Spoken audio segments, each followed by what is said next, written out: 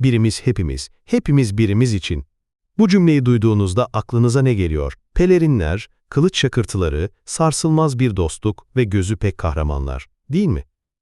Üç silahşörler dendiğinde zihnimizde beliren resim genelde bu. Romantizm, macera ve onur için yaşayan dört arkadaş. Ama bugün bu resmin arkasına bakacağız. Çünkü Alexandre Dumas'ın ölümsüz eseri, aslında göründüğünden çok daha karanlık, çok daha karmaşık ve şaşırtıcı derecede modern bir hikaye anlatıyor.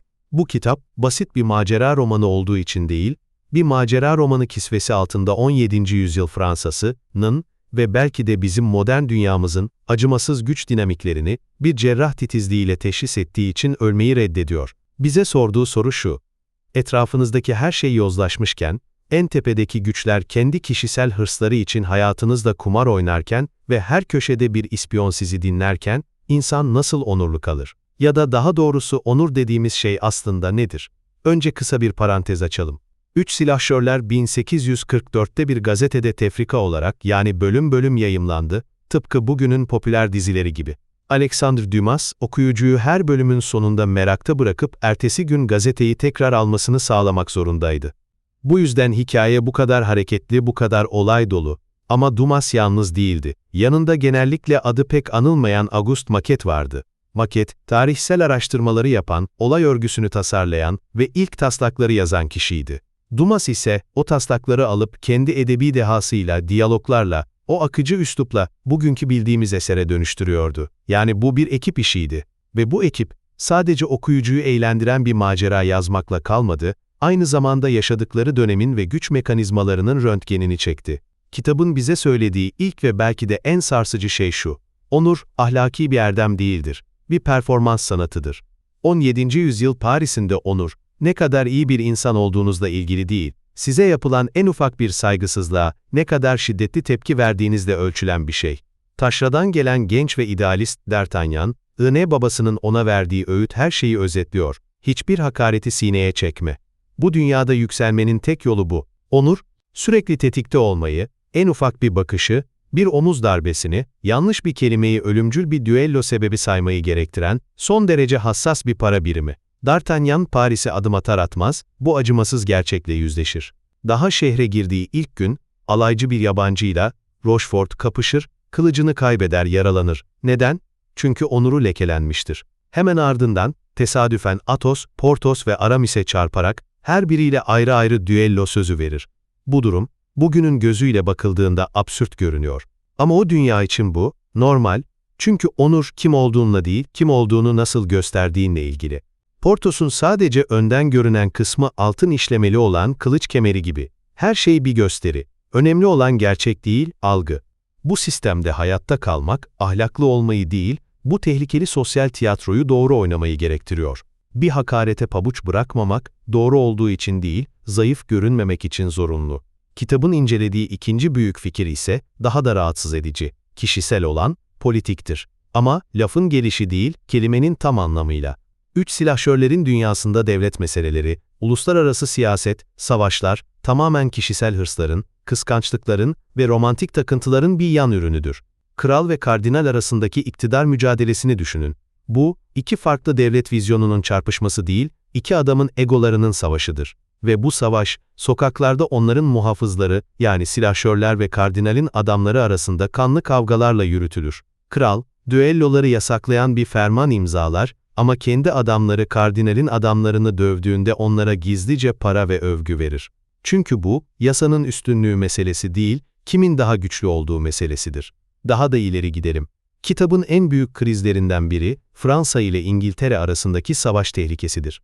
Peki bu savaş neden çıkmak üzeredir?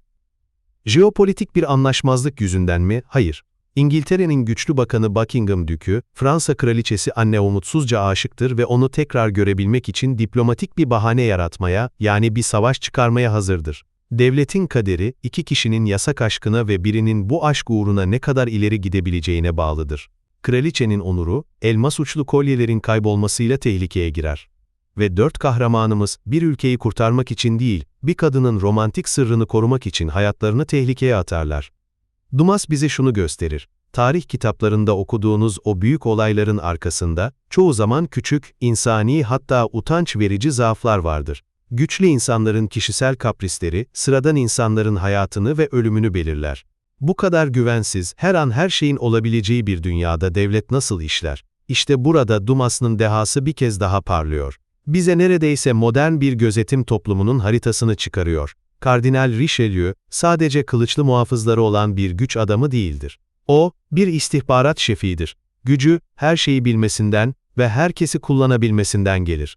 Kitapta kardinalin, D'Artagnan, ev sahibi Monsieur Bonacieux gibi sıradan, korkak bir vatandaşı nasıl bir casusa dönüştürdüğünü görürüz. Biraz para, biraz pohpohlama ve bolca korkuyla, bir adam karısını ve komşusunu devlete ispiyonlayan bir piyon haline gelir. Özel hayat diye bir şey yoktur.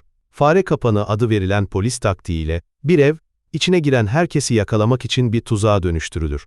Her duvarın kulağı vardır.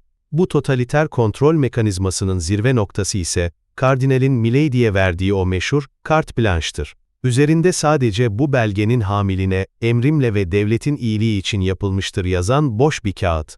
Bu, devletin kendi yasalarını askıya aldığı, yasa dışı her türlü eyleme, cinayet dahil, resmi bir izin verdiği anlamına gelir. İşte bu boğucu atmosferde, birimiz hepimiz, hepimiz birimiz için sloganı bambaşka bir anlam kazanır. Bu, romantik bir dostluk yemini değil, totaliter bir devlete karşı bir hayatta kalma stratejisidir. Devlet sizi tek tek yalnızken avlamaya çalışırken sizin tek savunmanız, birbirinize kenetlenmektir. Bu yemin, bireyi izole ederek kontrol etmeye çalışan bir sisteme karşı, kolektif bir direniş eylemidir. Bu yüzden Athos, Porthos, Aramis ve D'Artagnan, sadece arkadaş değil, aynı zamanda devlete karşı farkında olmadan bir direniş hücresi oluştururlar. Onların sadakati krala veya devlete değil, birbirlerinedir. Ve bu, kardinalin en çok korktuğu şeydir. Ve tabii Milady var, kitabın asıl karanlık güneşi. O, bu yozlaşmış sistemin hem en yetenekli ajanı hem de en trajik kurbanıdır. Kardinalin carte blanche'ını kullanan, güzelliğini ve zekasını bir silah gibi kuşanan, erkeklerin onur, din ve aşk konusundaki zaaflarını ustaca sömüren bir femme fatale. D'Artagnan, baştan çıkarır, Buckingham, öldürmesi için fanatik bir subayı, Felton manipüle eder, Constance Bonacieux'u zehirler. O, kötülüğün vücut bulmuş halidir. Ama hikayenin sonunda, omzunda bir zambak damgası, yani bir fahişe ve hırsız damgası taşıdığını öğreniriz. Athos'un, yani geçmişteki kocasının, onu gençliğinde bu leke yüzünden yargılayıp kendi elleriyle öldürmeye çalıştığını anlarız. Milady, aslında bu acımasız erkek dünyasının, bu performansa dayalı onur sisteminin bir ürünüdür. Hayatta kalmak için o sistemin en ölümcül silahlarına kendisi de sahip olmuştur. Silahşörlerin onu bir manastırda kıstırıp, Lille'den özel olarak getirdikleri bir cellatla, hiçbir yasal dayanak olmadan yargılayıp infaz etmeleri, kitabın en rahatsız edici sahnelerinden biridir. Çünkü o anda kahramanlarımız, yozlaşmış sistemin kendisinden bile daha ileri giderek, adaleti kendi ellerine alırlar, kendi carte blanche'larını yazarlar. Bu bize adaletin ne kadar göreceli ve tehlikeli bir kavram olabileceğini gösteren, tüyler ürpertici bir finaldir.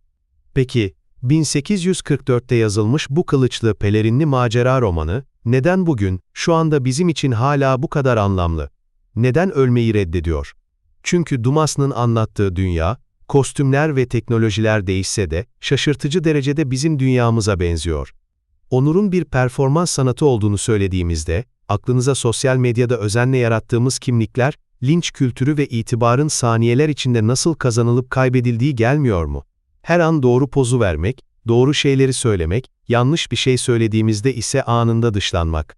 Porthos'un yarım yamalak altın kemeri, bugünün Instagram filtrelerinden o kadar da farklı değil, kişisel olanın politik olması fikri de öyle, güçlü politikacıların veya CEO'ların, özel hayatlarındaki skandalların, egolarının veya anlık kaprislerinin milyonlarca insanın hayatını nasıl etkilediğini her gün haberlerde görmüyor muyuz? Bir tweet ile borsaların çökebildiği, bir dedikodu ile ülkeler arası krizlerin çıkabildiği bir dünyada yaşıyoruz. Ve kardinalin gözetim devleti, bugünün dijital gözetimi, büyük veri analizi ve her adımımızı izleyen algoritmalar yanında kardinalin casus ağı, neredeyse ilkel kalır. Hepimiz, kendi rızamızla, Bonacieux gibi, özel hayatımızı dev şirketlere ve devletlere açıyoruz.